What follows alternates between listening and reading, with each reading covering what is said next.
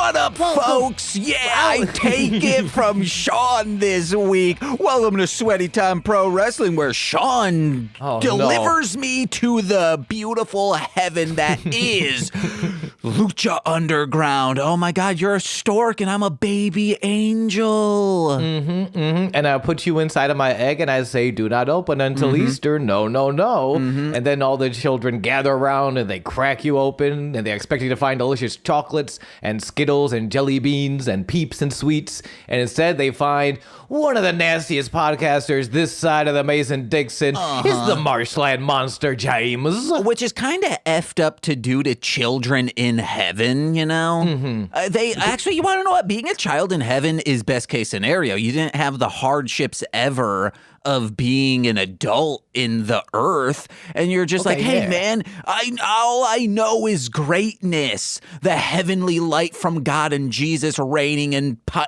my eyes. Absolutely. This is Sweaty Time Pro Wrestling, where it's about time we called out the privilege of some of these dead kids. Am I right? Yeah, guys. Fuck, I wish I were a dead kid. Okay, but that's not actually what we do on this podcast. Instead, we talk about wrestling and Lucha Underground with James, a regular novice turned lover of the sport, and me, an old geek who likes watching men and women get all sweaty and naked and roll around and professional wrestling. Oh, I do want to loop back to the stork thing. If a stork, does a stork in heaven have angel wings, or do they have 4 sets of wings? Okay, so are they I'm kind of like the double hawk from that one Dimitri Martin joke? Okay, cool.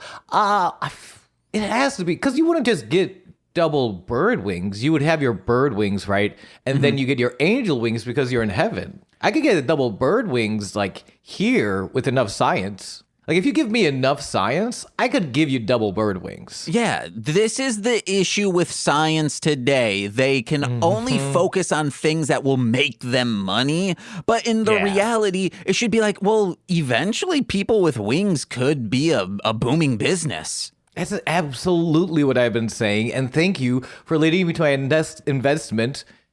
People, get your wings on. You heard of booming granny? Well, this is booming business. Yeah, you ever heard of Red Bull? Well, fuck Bull. This is real wings. This is the real deal Holyfield type of wings we're gonna put on your body. You're gonna fly around. You're gonna go past the blue line over there. You're not even gonna need to stop. You're gonna you remember all those pooping homeless people you used to experience down on the subways? Well, no more. From now on, you're the pooping bird person. Live your dreams. But we can eventually make this, socialism. Everyone has these wings. Everyone is pooping in the sky. You all poop in the sky with your beautiful wings that we will put on your body through science. And fuck God. Gargoyles are constantly shitting. This would be very funny if on a Catholic, Banksy, if you're listening, on a Catholic church that has a gargoyle, mold a statue of shit just piled up behind one of these gargoyles. Two things. First, I thought you were going to say Catholic Banksy, which I'm like, it's about time Banksy committed to a religion. But that's an actually, man, I don't have that's not a bit. That's a really good art piece. Thank you.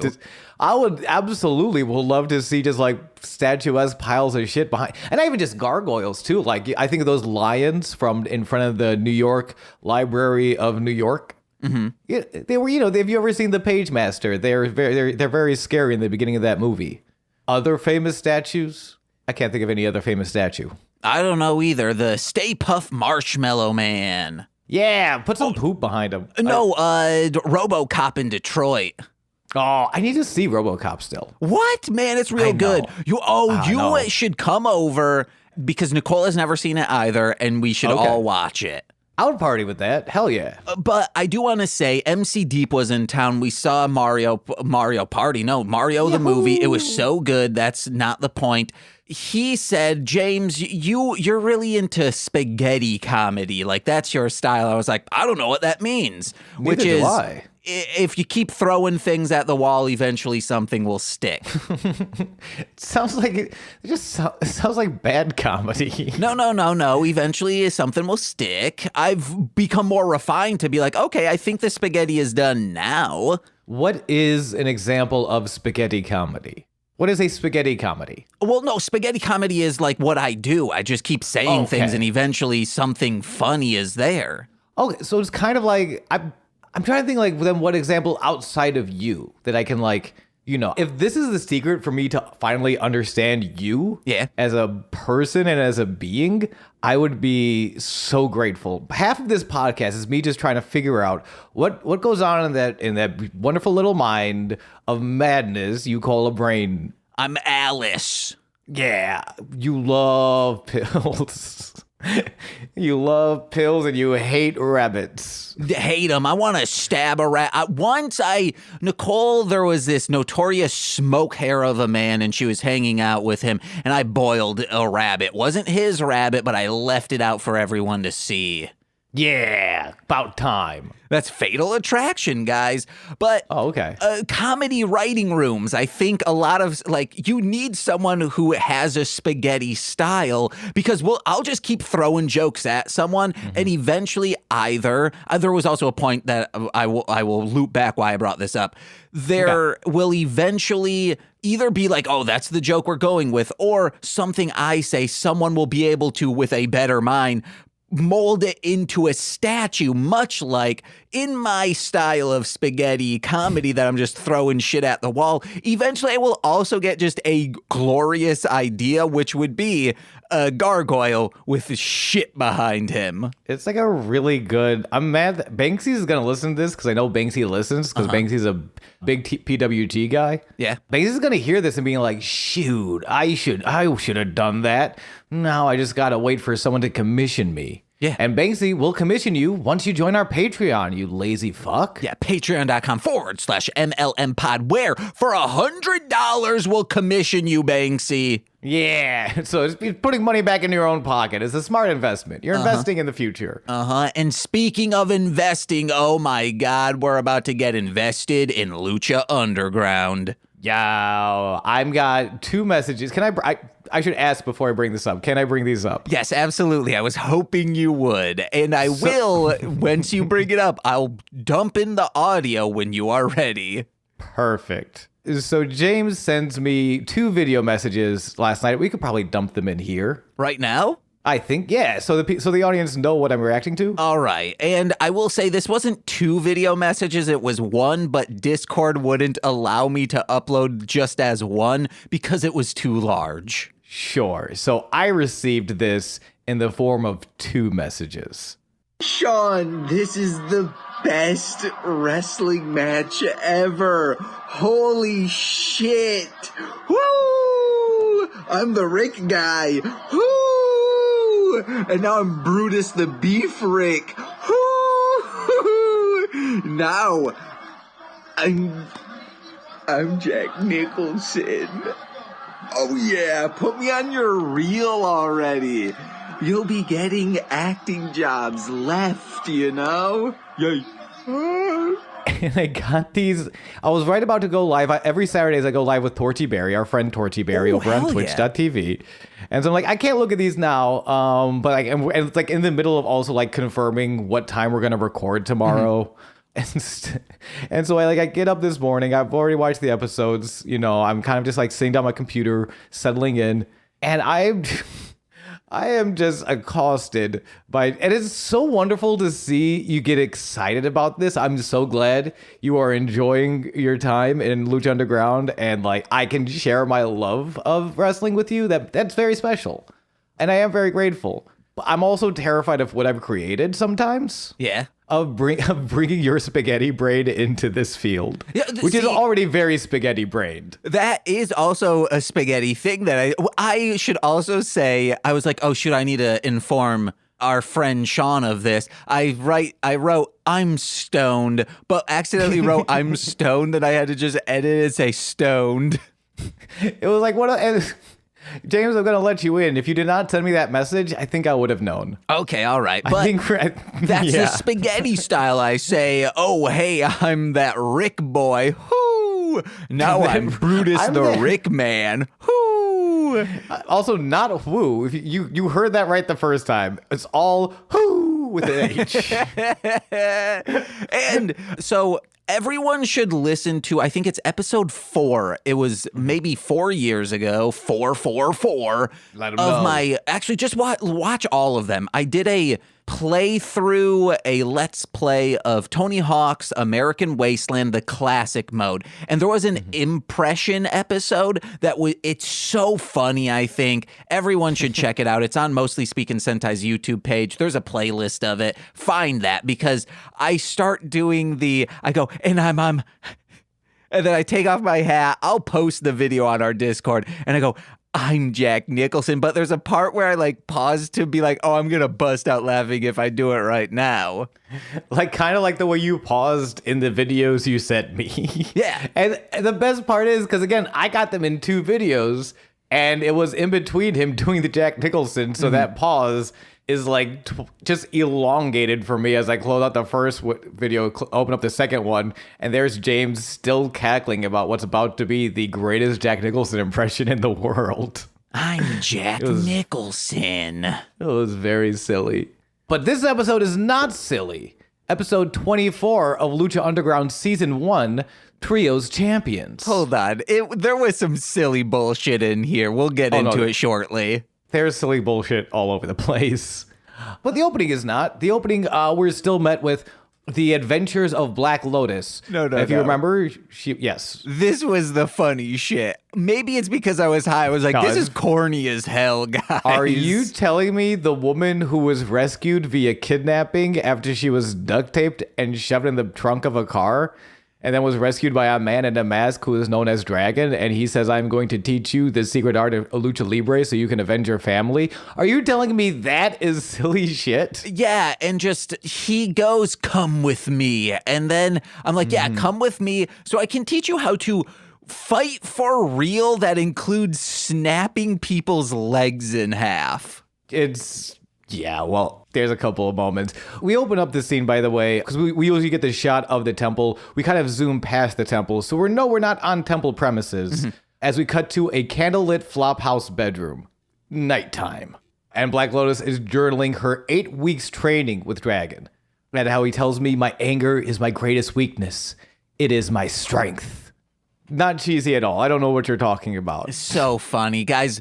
This was a revolution. Watch this show stoned, and most of my notes are just, this show rocks. And I wrote down, I stan a slutty striker and voluptuous Vampiro. Okay. Yes. She takes on 4 fighters. He brings along, but can you take on 4 fighters in a dark warehouse at once? Yes, she can. But can you fight me with the lights on? Almost.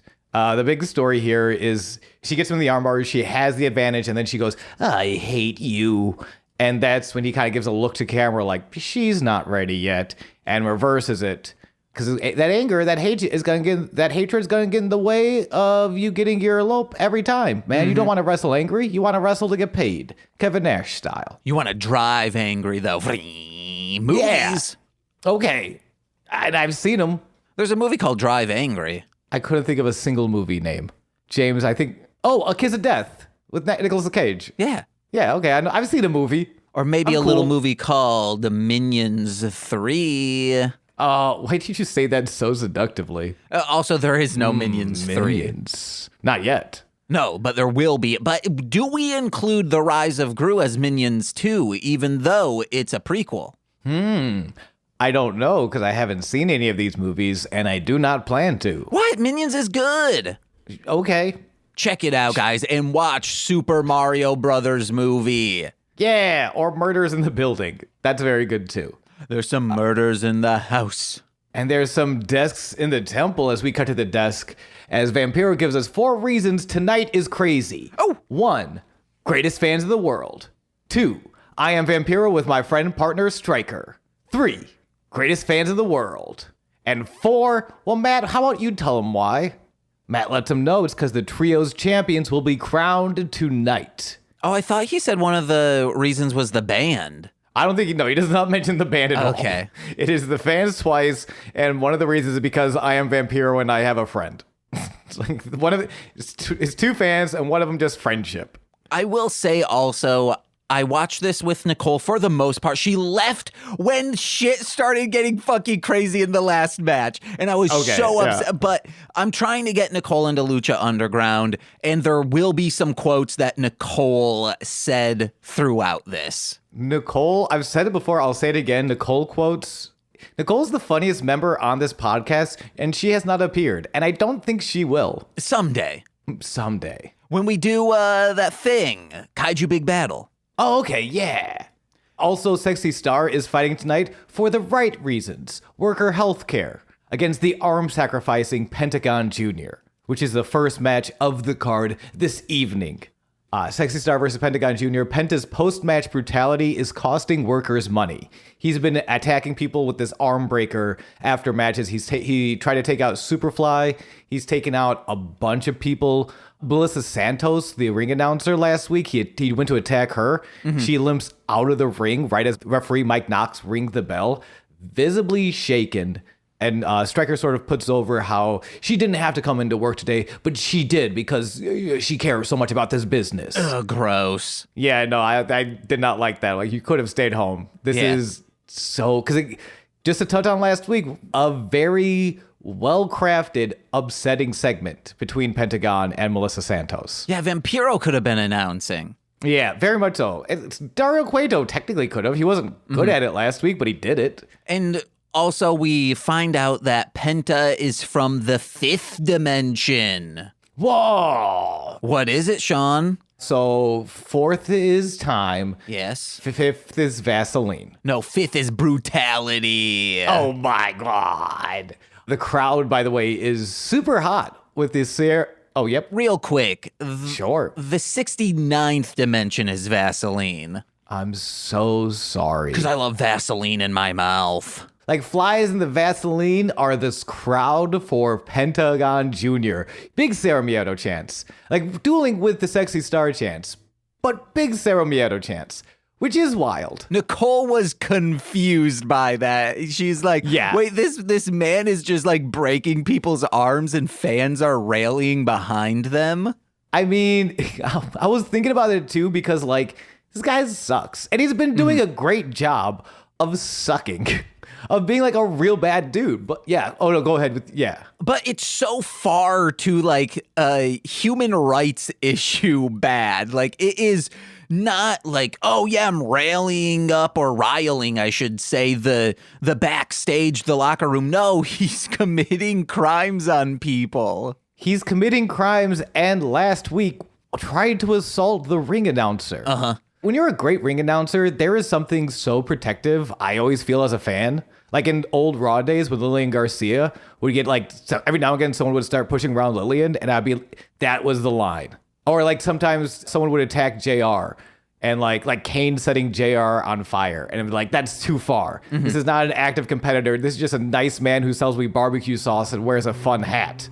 Leave Melissa Santos. That's Melissa Santos' problem. She doesn't have a fun hat. Mm-hmm, mm-hmm. But I think a big part of it, I think, was, again, a reminder where wrestling is in 2014.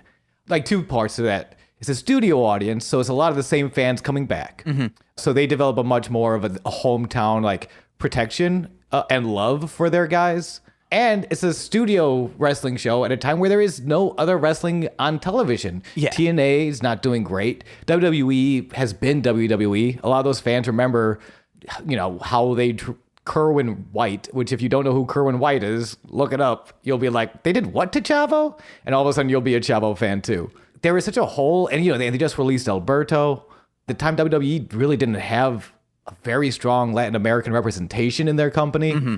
So to see a wrestler from Mexico performing the lucha libre style, still masked, that's another thing WWE struggled with, was they loved unmasking some of their guys. And it's like, why? These masks are so steeped in richness. And like, so that I think there is an air of like, this guy is A, is awesome, and B, is awesome for us. in this studio audience in Los Angeles, which we come to every week. Yeah. So, like, I guess that's what it is, but Nicole and anyone else watching this who was confused, you are right to be confused. Which a quick way to explain this to Nicole, I was like, well, this dude has been big in the indies and in Mexico, so people are just down with this individual, and this storyline is only for this Lucha Underground. So when you see your dude making it and is actually being pushed into stardom, you want to cheer them on, even though in context it is weird cheering them on.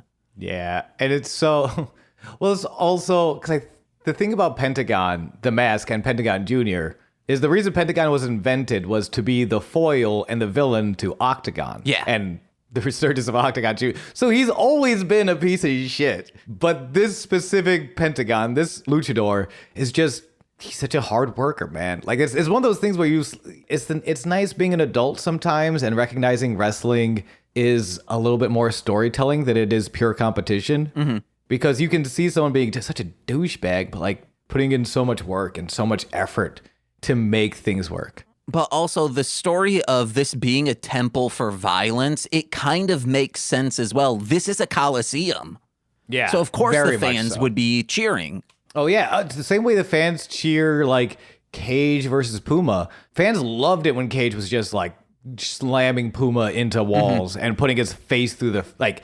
They get real excited for big boy violence. What can I say?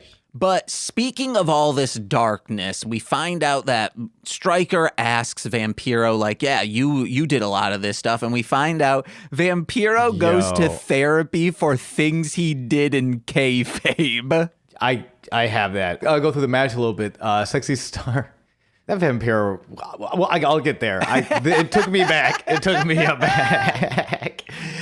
Sexy Star sets the pace early. She's kind of outspeeding, outmaneuvering Penta until Pentagon catches himself running the ropes, glares at Sexy about to roll into a handstand Tijeras, and just instead of like running into the head scissors, just punts the shit out of her abdomen like a running boot to the chest. And it was like, oh god. And that was a lot of the match. Is Sexy creating offense and then Pentagon kicking her very hard instead. Vampiro also has the line, it's almost like Sexy Star is covered in blood in the night, in the ocean, and he's a shark hungry for something bad is going to happen to Sexy. Thank you very much, Vampiro. He was busy. His mad ass Vampiro. By the way, the way they got into this situation, all Mad Stryker asked Vampiro was, how do you prepare for an opponent as torturous as Pentagon Jr.? And then Vampiro doesn't say anything for like a half a beat. And then just comes in with this trauma flashback of like how he used to do bad things to good people and has to go to the therapy for it. It's so good. It's peak Vampiro in this episode. There's a guy right now on AEW Taz who likes to use the phrase, but I digress, as he sort of goes off on tangents. Nobody can digress quite like Vampiro, who does not apologize for it, will just kind of get lost for a second and explore that road before coming back to the match. He is both a grandfather when he speaks, while projecting kid brother energy. Yes. Okay, good. There was a very long pause of me trying to figure out the word projecting, and I was like, Sean, it will be edited. You don't need to worry about commenting on it. It's why I didn't say anything because I caught myself. But if I had come in a second sooner, because now it has to go in. Yeah. You were just going full Vampiro on it, and I wasn't sure if that was the bit. Just kind of getting lost in thought.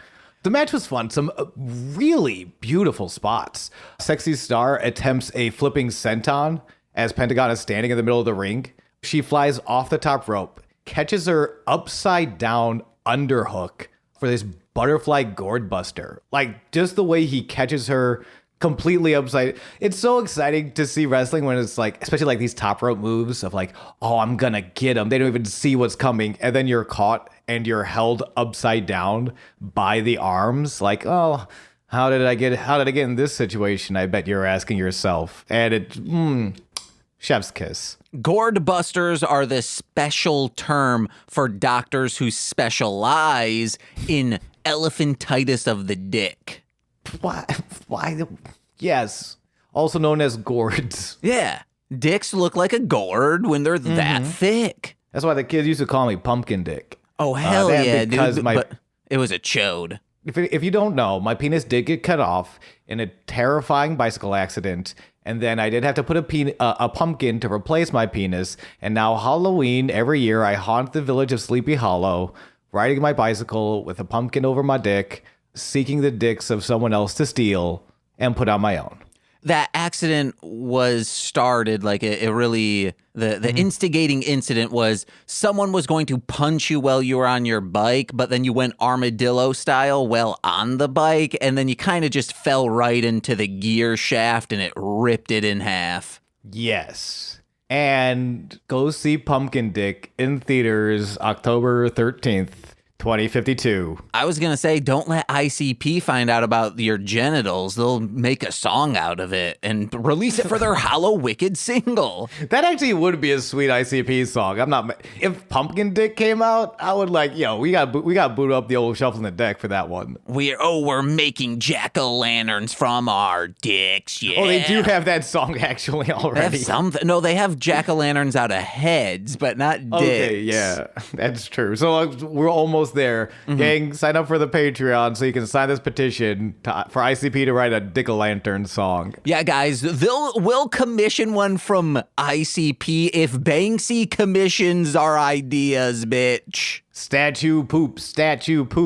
Sexy does eventually land her flipping senton through the ropes to the outside. And I want to point out something again. If you've seen wrestling before but have never seen Lucha Underground, the cinematography is not like anything else. I wanted to point out there's a powerbomb lung blower where Pentagon has her in a powerbomb, but like at the last second, sort of as he's driving her down, he flips to his back so that her back lands on his knees. So he's basically powerbombing her onto his own knees. The powerbomb lung blower. Been in Pentagon's arsenal for a minute. He still uses it. A lot of people use stuff. Have used this move. It's a great spot. I've never seen it shot like this though. Like level with the mat. Actually, like a little bit. So it's kind of like you're right on the outside. One shot, no cutaway. You see the entire move, and it's so fucking refreshing. It doesn't feel like they're trying. Like WWE gets a lot of flack, and a lot of companies do. AEW does as well. They love their cutaways, the kind of shaky cameras. Almost like they're trying to trick you into not watching wrestling, where they just let the move speak for itself, and it's gorgeous. Like I cannot praise the cinematography enough, baby. Even Davari, who is back in the crowd again this week, is like, whoa. Like they cut to him being like, damn, okay. We should get whoever the cinematographer was for this to do your acting reel. Okay. Or your SNL audition. I don't want to be on SNL though. Just say like, hey guys, I'm Kyle Mooney. But I think they're gonna ask Kyle Mooney if this is him. He'll be like, hey, Kyle, come into my office. I'm Lord Michaels. I'm so Canadian, eh? Is this guy you? And they're gonna see me, and he's gonna be like, that man's not me. And then Kyle Mooney's gonna challenge me to a fight. And if it's a fight to the death, he's probably gonna kill me because he works for Lord Michaels. That makes you bloodthirsty. And I am blood apathetic at best. He says, do you have Brigsby Bear 2 in the hopper yet, sir? I don't. What I do have, though, are 2 attempts at a sacrifice armbar and 2 escapes, which then lead to a whirlwind lung blower and the win for Sexy Star at 7 minutes and 2 seconds. I have 3 more notes for this. One, okay. Because of the no limits and no fears thing that Penta keeps saying. That's the other thing. Cero Miedo, by the way, does stand for zero fear, which is an incredibly hopeful, beautiful message to be the catchphrase of this murderer. Yeah, and Stryker says, oh, Penta is a no-limit soldier. And I'm like, you can't say that. Wait, why not? What's wrong with that? No-limit soldiers are... no-limit soldiers, baby. The artists for a specific time period of No Limit Records, Master P's record label. So, like, he's literally saying... WCW legend Master P. Okay, you want to know what? Maybe if he was in wrestling, that he just has No Limit Soldiers on the brain because that's a thing. Yeah, nobody told Pentagon Jr. that WCW closed in 2001, and he really wants that Georgia contract. So, just let him believe. Well, let him be a no-limit soldier. It's let Stryker believe.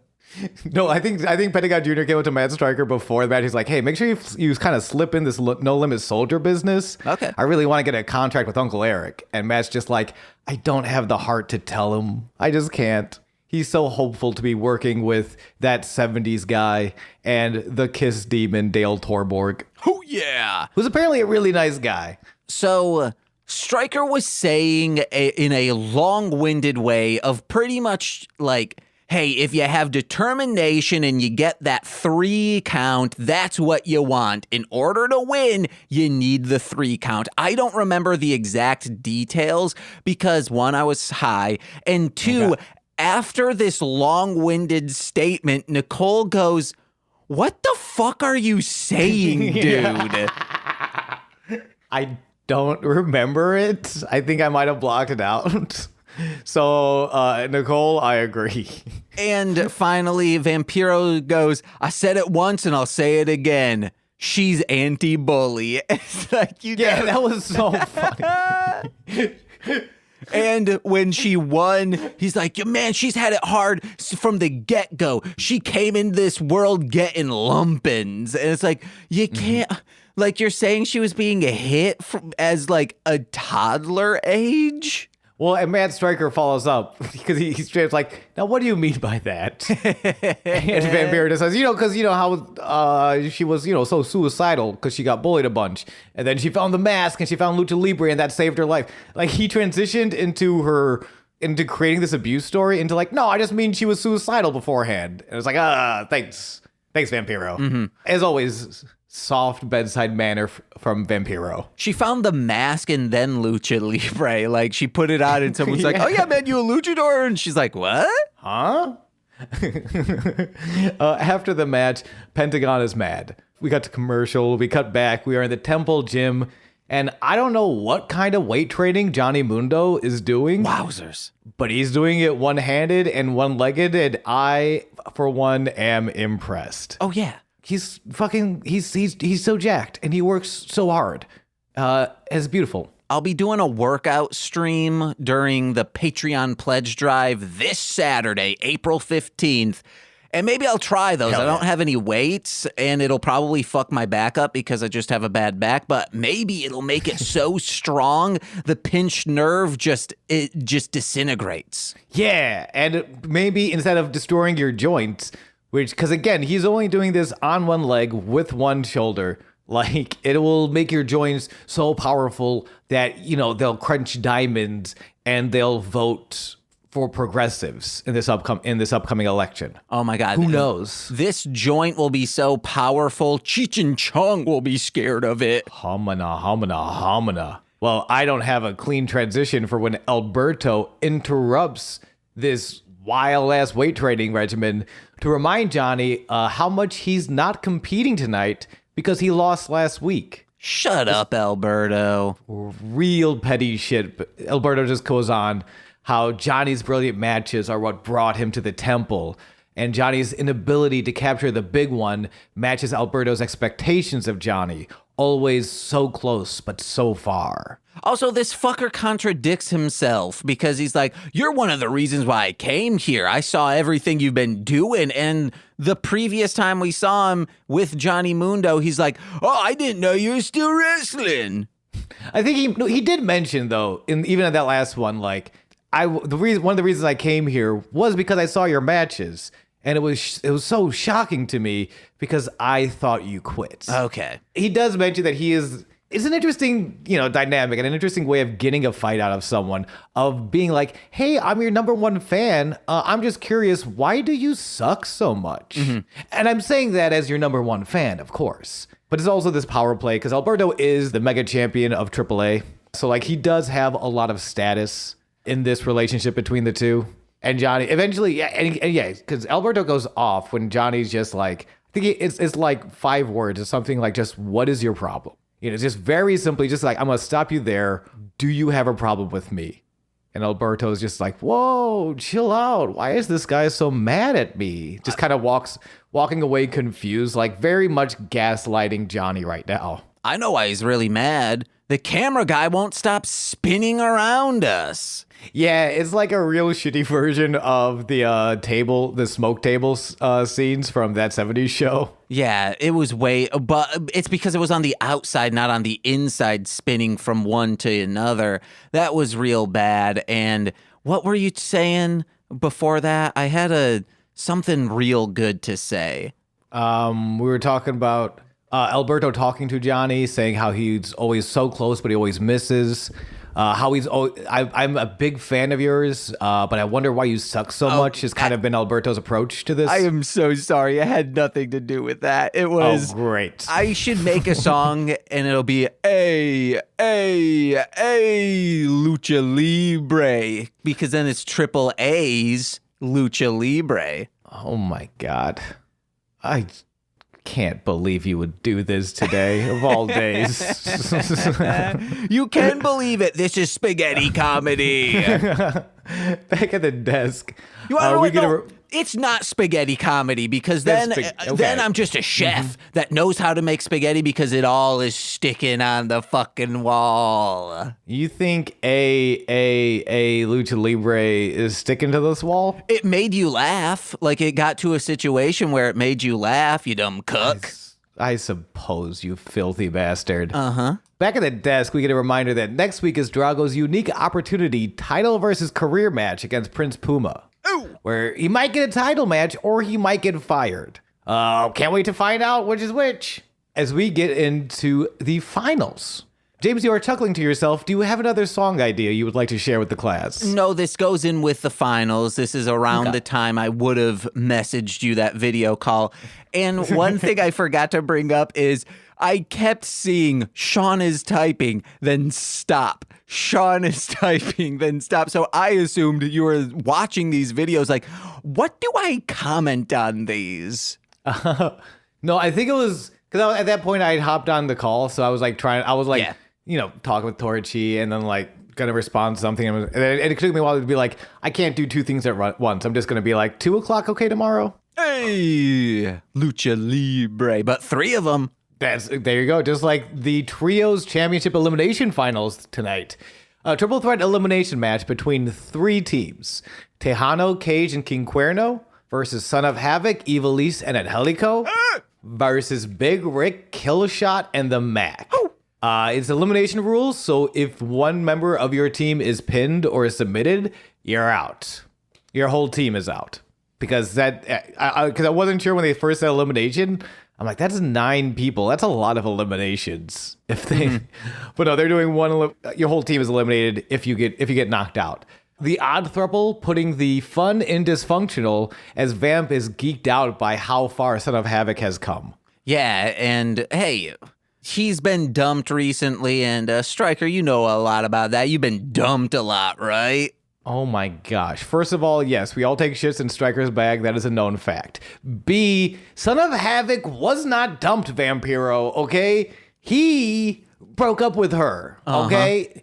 And I think if you just check out this Reddit page that I've been trying to get you all to look at for a while now, you'll see that in actuality, the virgin Son of Havoc has been base Chad God for a while now, okay? Love him. That's all I'm trying to say. Love him or hate him, love him.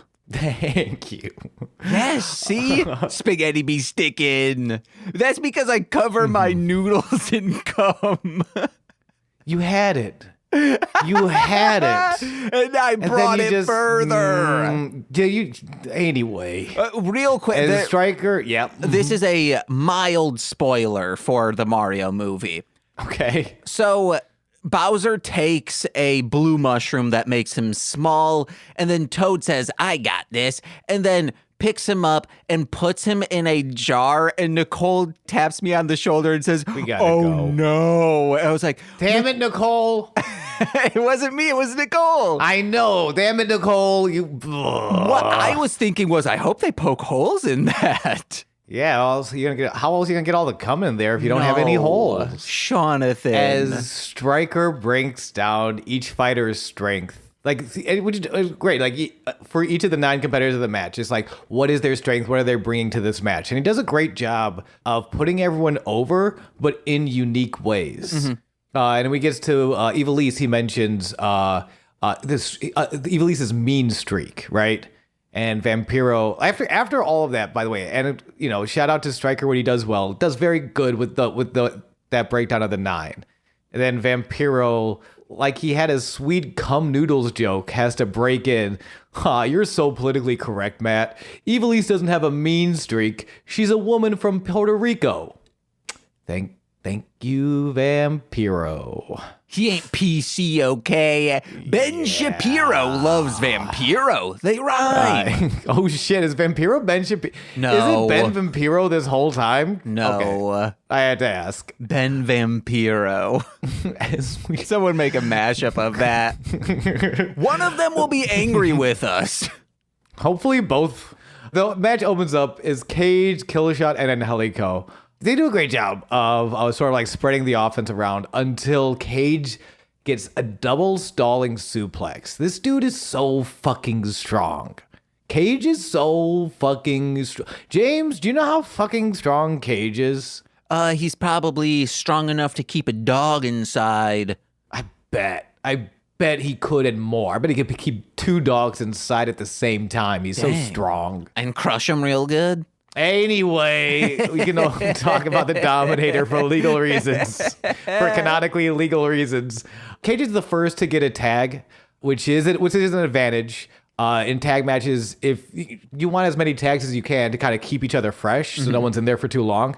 And the fact that these are the favorite, Cage, Cuerno, and Tejano are very much the favorites. I thought they were going to win. I think everyone did. They're big, they're strong, they're fucking sweet as hell. And normally in a match, what is about to happen, which is this team that I called, I don't know, the Monsters or whatever, they are doing such a good job in making it believable. What if you call them What if you call them Monstars? Okay, like MC Light. No, not MC Light. Light from formerly Psychopathic Records, his thing. Or like Lightfoot from Land Before Time. Kind of like his thing. Yeah. Gordon Lightfoot. Oh, yeah, man. He wrote songs. He says, "Oh, then Fitzgerald." He says, Lucha Libre. Okay, I was making sure it was 3. Oh, you know it was, baby. Man, I can't wait till we get the Gordon Lightfoot remix of my upcoming song, AAA Lucha Libre. Let him know. I did cut you off. Do you remember what you were saying? They're doing such a great job at making sure no tags are being made, but making it seem so convincing. I never once believed like, oh, this was all planned. This is unbelievable that one person is able to subdue 2 people from getting to a corner of the ring. Ooh, baby. Yeah.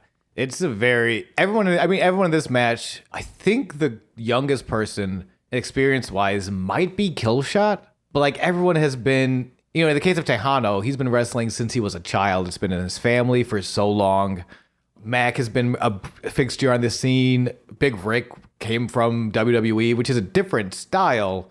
There is more, from what I've heard, from what I understand, I think there's more choreography in this planning of spots in WWE where, in other places, it might be a little more called on the fly. Mm-hmm. Like I think this might be a little more called on the fly. Or maybe not. I don't know. I wasn't there. But yeah, as Ezekiel, he has experience. They come together so well to tell this story so convincingly and to like make these spots count, to make Cage's first tag out to Tejano really count. And then Cuerno immediately coming in afterwards to just cheat. Yeah. Like we talked about last time, the rules of trios matches and how they can be kind of hard. It's a little hard to follow, but they make sense if you understand. If the competitor in the ring can get to the outside, they're considered tagged out.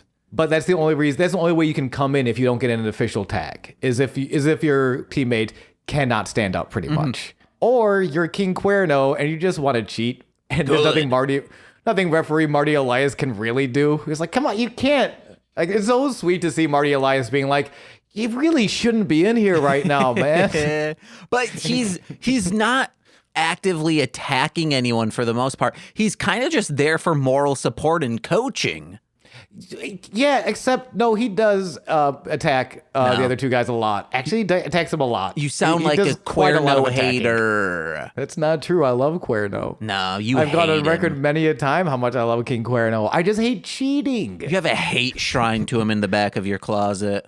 No, that's my cum shrine, and No, it's it's dedicated to not. me because I come to myself every morning as a means of affirmation. And humbling yourself. I jack off in the mirror to keep myself humble. You get it. And so I can see my butthole better. Speaking of butthole, man, even Cuerno's butthole tactics of cheating can't last out for too long. Because the problem is, as him and Tejano are double teaming the other two members, it means they start working, Killshot and Helico, they start working together a little bit. Just enough so they can each get their own hot tags to bring in Mac and Son of Havoc. So fucking good. This match rips, guys. Watch it. They kill it. Mac and Son of Havoc clear out Cuerno and Tejano. Mac dives onto Tejano from the inside to the outside. And Son of Havoc sees that. It's like, oh, I do dives too. Watch. Unfortunately, he is cut off by Cage with a clothesline from behind. No. Thankfully, Evilise is still on the apron, sees Son of Havoc at clothesline. She's like, you know what? I got this. And just does a running dive onto Cuerno from the apron. And I didn't see, and I actually don't know. I should have looked this up. I don't know how to really do it. Evilise is injured, I think, right around here. Whereas after this spot, she's holding her ankle. She's limping the rest of the match. In a way, I do not think that felt very real. Yes. I don't know whether, I think she might have actually, I think that was real. I think something on that dive, she tweaked her ankle pretty badly. Oh, it looked more like knee. Maybe it was knee. My guess is we'll find out next week when they come back because they gots to. Oh, baby, let's get into the match more. Cage rolls and Helico in, but Big Rick clotheslines Cage momentum. It is now one-on-one again. We get the Angelico Pele kicks, diving knee, huge pop for that diving knee that sends Tejano into the mysterious guy who looks like Daivari, but we don't actually know his name yet, so he is just a mysterious guy whom Stryker recognizes but cannot place the name. Yeah, Tejano takes that diving knee. He is shot into Daivari, who is so angry that he sat in the front row of this wrestling show that he punches Tejano in the back of the head before pimp slapping the love out of Tejano and ripping his own shirt off. Damn, this was so good. I wrote down the mystery fighter is finally here. Yes, and who is not here is security. There is zero security. As guy who may or may not be Daivari, we don't have a name for him yet. Like literally front hand, backhand, backhand, like cartoon, like Tom slapping a Jerry stand-in. It is so cartoonishly violent, these fucking slaps. And is this when he lifts him up? Right afterwards, he like lifts him up and throws him into the chairs, right? Which I thought, oh, this entire section was extras. But I don't think it was because, or unless they are extras and there was one woman sitting right next, because later on, I think Son of Havoc and maybe Cuerno get close or something. And she's like, oh no, is this happening again? I'm curious. I don't know. I don't know how much they pay per tickets and how much they need extras. Well, no, because of them, like, oh, we know we are going to be throwing him into the seats. Do we? Yeah. These can't be normal people. They need to know what is about to happen. Yeah, because one of those things, this happens a lot at indie shows. And one of the things, if you're ever interested in going to a wrestling show, but you have not been, go. It's a great experience. Most of the best shows, I have such like a welcoming community. But one of the things you should know if you ever go to a show for the first time and you're sitting in the front row is that you should be prepared to move. Yeah. That is a very common thing. Is that like, oh, I'm about to throw this guy into the chairs. Fucking move. Like, yes, you do have to move. But because this is an indie show and because it like the entire section left, that's why I think this could have been all extras. Maybe. I'm curious. That's a very good point. Yeah, because they do take such care to make the production go smoothly. Wait a second, I'm looking at it right now. Oh my! Sean, is that you doing extra work? Don't worry about it. I played the part of Davari's shirt. He ripped me off. That's my favorite part, by the way, is this dude. But also, if you go to a wrestling show and you get a wrestler bumps into you, don't punch him in the back of the head. Usually security will show up. Instead, Davari just punches this man, slaps him around, and then rips his own shirt off. All these people are eating like little baby carrots and like wrapped up burritos from a craft services table. So yeah, I think they're all extras. Well, you don't bring craft services onto... Anyway.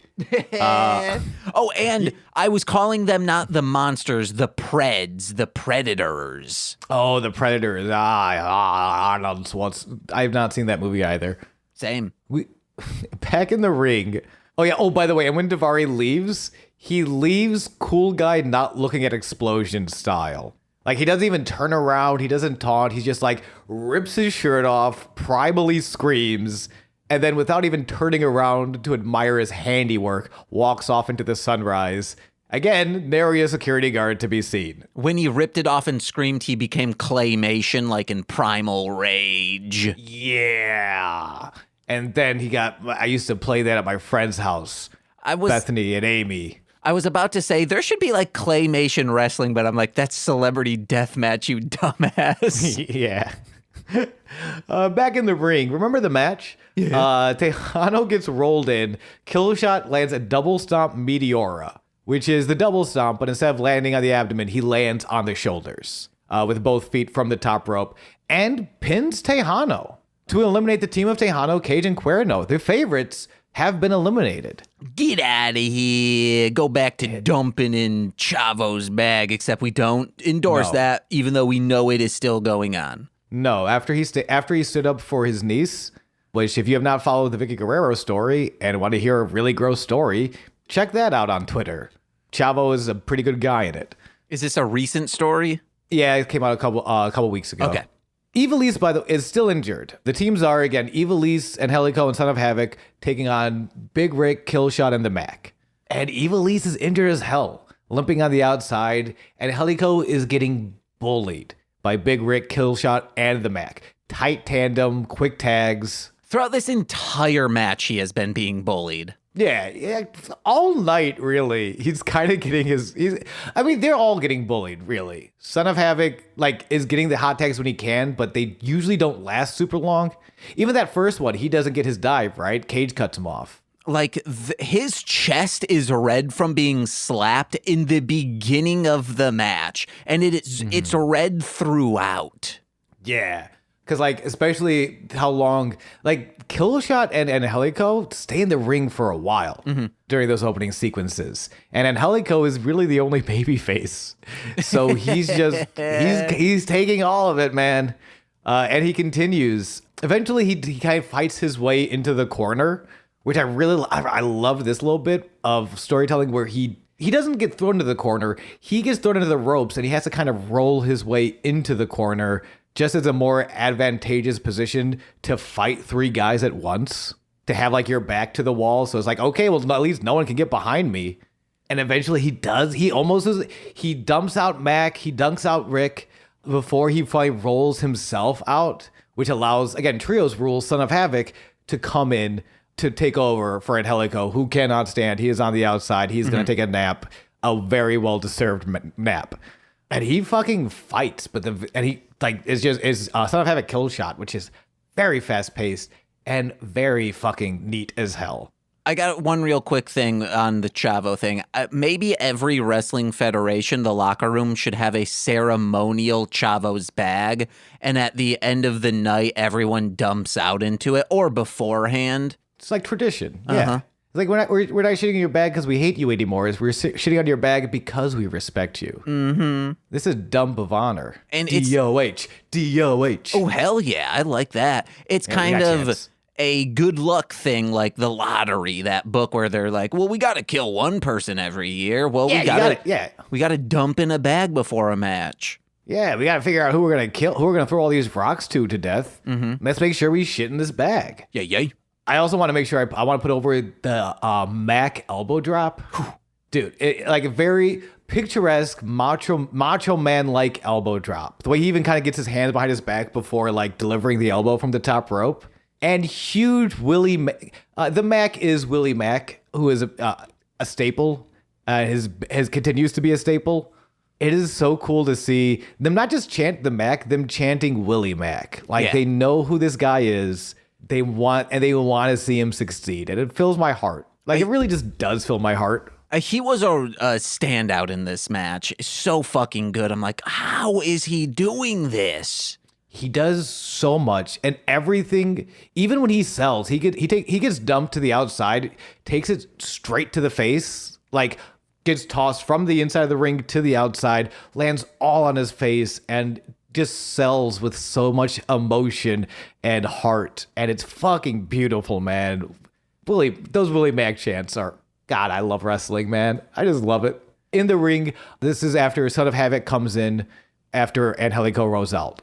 Son of Havoc and Killshot are going at it. Killshot goes for a top rope Poison Rana, which is a Hurricane Rana from reverse, but is blocked by Son of Havoc, which allows a limping Ivelisse. She's limping, but she still wants to murder someone. Mm-hmm. Gotta love Ivelisse for that. Climbs to the top rope to crossbody Rick and Mac, who instead catch her, which is, that's a scary place to be. Thankfully, Killshot can take advantage, Son of Havoc takes advantage of Killshot, who is slow to rise after he misses that Hurricane Rana, and hits a Poison Rana of Son of Havoc's own before suicide diving into the Mac and Rick pile, taking all of those out and leaving Killshot and the recently recuperated Angelico. Fall of the Angels, which is the Razor's Edge Buckle Bomb. Disgusting finishing maneuver to get the W over Killshot and new trios tag team champions. Let's fucking go. I was screaming. I was like, it's our boy Angelico. He did it. He did it. Yay. And oh, man. And then Dario Cueto comes out and he comedy chops right now. He's big shocked face. Big, oh my gosh face. Oh my. He says the most dysfunctional actually did it, and how he's his inflection on words and syllables is so funny. I love this. Is what he should be right here. This is what he does best. Where it is funny in also a way he's not likable in this instance to me, right? Like, there is comedy in there, but, like, there's also a truly despicable man. He felt like a Nick Kroll character in this instance. Yeah, but not like Bobby Bottle Service, where I'll sometimes root for Bobby Bottle Service. No, this dude fucking sucks. He's funny. I love this bit, but I hate this man. I love him. I can't believe, it's so passive aggressive. It's so, you fucking losers. I can't believe you did it. He wants to congratulate the most dysfunctional trio team in the world for winning the trio's titles, but actually they have not. For one last team remains, personally selected by Dario to fight in a no disqualification match, and that match will happen now. And oh, thank God, it's just the crew. I was so scared for a second. I was a little like... In the beginning, I was like, wonder why the crew hasn't been around a lot. Yeah. And then they come. And let's just like do the big spots in this, because the beginning is just the crew coming in and laying waste to the Odd Thruple in a very devastating way. But there's not really any cool things. It's just like, oh, wow, they're being violent. Yeah, it starts off, they bring out their weapons. It's mostly a brawl on the outside. It takes them actually a while, which I like from a storytelling way. Like, if the crew were to win this, that's how they would win it, is to not let them get in the ring for a long time. Mm-hmm. Just like, I'm going to hold you out here and keep hitting you with a chair until you can't stand up, because you're Angelico Ivelisse, Son of Havoc. I do not want to fight you in a wrestling ring. Yeah. And they do a great job of dividing and separating. Yeah. At one point, I think it's Cortez and Bale have Ivelisse lined up for like a kendo stick beheading when Son of Havoc makes the save. But Ivelisse can't stand up, and Angelico's been wasted on the outside, so it quickly becomes 3-on-1, sort of like remind them like, but we do have the divide and conquer. We have the teamsmanship. And they do divide and conquer immediately after that. In the ring, Cortez bullies Ivelisse, while in the crowd, Cisco bullies Son of Havoc. And then in the balcony, because there is the crowd section, there's the balcony section above that, Bale backdrops and Helico off of the balcony onto the roof of Dario's office. Mm-hmm. And I didn't see the office there at first, and it's the scariest looking moment of just seeing him backdrop off a balcony, being like, oh my God, okay, there's a roof there. Thank God. So when I saw this, I was like, well, I know what's going to happen later, but when we get to it, even though I knew what was going to happen, the shot, you said the cinematography of this show is so fucking great. Oh, baby. Yeah. There is a very, as they divide and conquer, there's a very scary botch. Oh, yeah. With Bale and Son of Havoc. So we say fight in the crowd. The crowd is not floor level with the ring. They're about 4 to 5 feet in the air. Yes, besides the like VIP section. Where Davari was, yes. Mm-hmm. So they're in this slightly raised 4 to 5 feet up, and there's a barricade, and Bale looks like he's going for a vertical suplex. Like his back is to the ring area. Son of Havoc's back is he's in the crowd, and the fact that he can't hold him. He can't hold the vertical suplex position. Like he just doesn't have the strength, or it was a weird pickup or something. Son of Havoc could have landed on someone's fucking shoulder and cracked that shit. Because again, they're fighting in the audience. He very nearly drops Son of Havoc on his neck entirely. Yeah.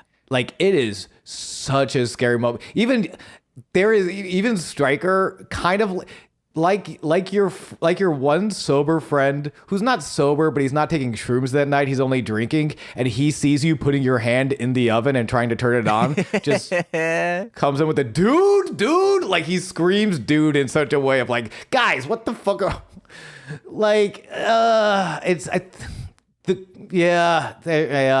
Bale. That was Mr. Cisco. That was frightening. How Son of Havoc then counters that is so just peak performance of this is what you want to see in a wrestling show. He gets back into the crowd while Cisco is laying on the ground, and then gets on the railing, obviously ask consent to someone in the audience who I loved that. Yes, it was so good. Who, to keep balance, holds his hand on top of a man's bald head and then just launches off the railing. It was so good. And then right after that, oh my God, Man Sean. of the People, Son of Havoc. And I love the call here. Because Man of the People, Son of Havoc lands that moonsault off of the man's head. But numbers game still. Bale comes in immediately afterwards, flying forearm. Son of Havoc is knocked out. So Cisco's down. Bale just took care of Son of Havoc. Matt Stryker, I think one of my favorite calls all night. Ivelisse alone in the ring, and Helico too far to do a thing. Son of Havoc on the outside. It was fun while it lasted. For a reminder, Angelico was backdropped onto the roof of the office. Mm-hmm. Not a great way to get into the ring from there. JK, though, because this is the Angelico dive off of the roof into the ring double crossbody. Oh my God. If you've seen any promotional material for Lucha Underground, this is the spot. They will show this spot in perpetuity. Oh, God, because it's so good. A beautiful fucking shot. Yeah. He takes the full running dive and the extension, the hang time, and the shot of it. He is a beautiful bird of violent death coming from the sky to just fucking decimate these two goons. And it's so good. There's a reason sometimes you see something and they show it over and over and you're like, oh my gosh, we're sick of it. This is not one of those things. This is something they show over and over and you're like, spoiler, apparently future seasons, they do jump the shark pretty hard in this. I don't know what that means. I just know later seasons aren't as finally remembered as these first couple seasons. Okay. But when you watch, I feel like just watching this spot and watching promo packages and B-roll and them showing this is just a nice reminder of oh wait, this is pretty cool. Yeah. Even on even on bad days, they give us moments like this that are magical. magical. And just how it like hooks, like it looks like a curveball of him running and just landing perfectly in the middle. Yeah. Like this could have murdered a man, but no, Yes. it's so good. My peak highness. This is when like he lands that. Then what happens? So he lays that Evilise now on one leg, goes full Sandman with the kendo stick, just ba, ba, ba, before directing air traffic for Angelico and Son of Havoc. They're on the same page. They finally did it. Angelico on one top rope, Son of Havoc on the other. Stereo shooting star press, double stomps, double pins. The crew loses.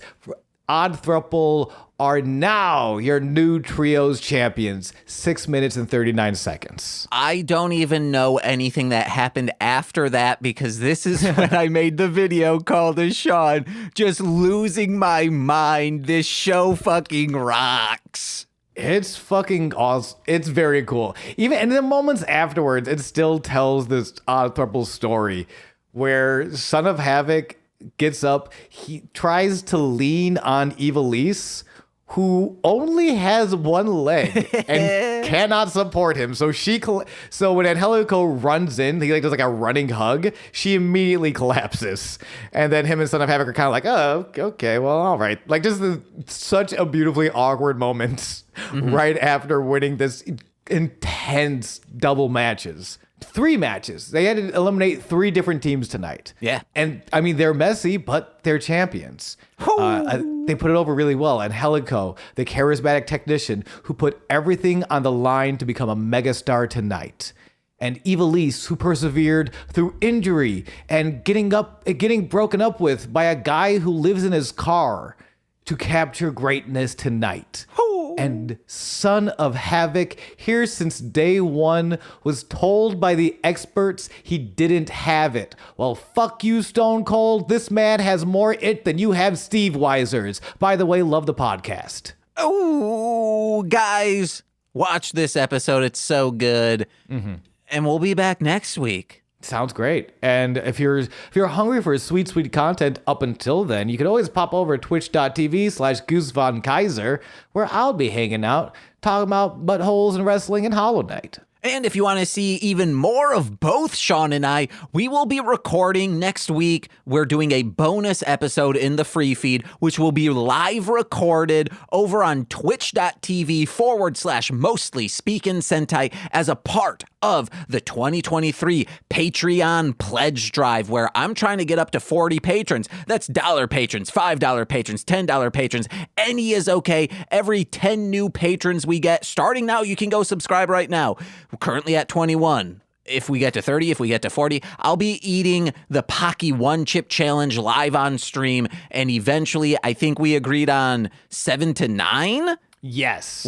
Central Time, we are doing a live watch along of 3 episodes of Los Luchadores from Fox Kids. I love that show. Sean has been on Mostly Lovin' Luchas. We used to do it on the Mostly Speakin' Sentai podcast feed. So guys, check that out. I'm excited. I handpicked 3 episodes that are more like, oh, we're discussing stuff in Lucha Underground. These kind of things will be brought up in these episodes. Luchadores. It's a way of life.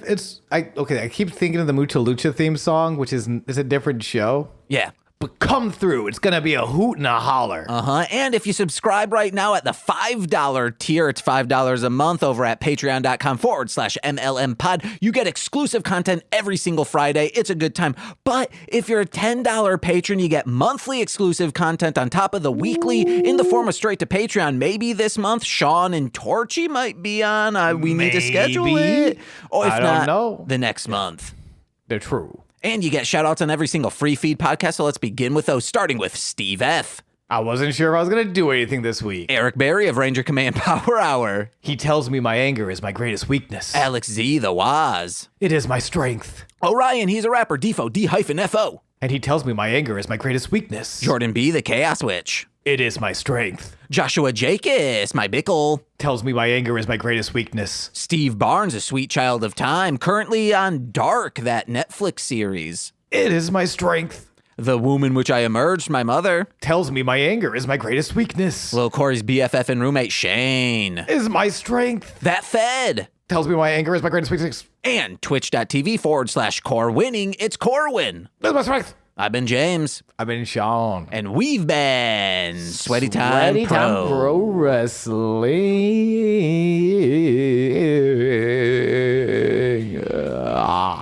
Bye.